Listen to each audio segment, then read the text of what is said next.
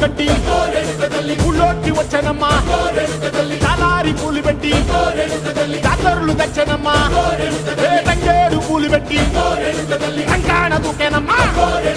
ముక్కు ముక్కెర పెట్టి ముల్లోకాల నెలనమ్మా ముందార చూడంగా మున్నూరు కన్నులమ్మా ఎనకాల చూడంగా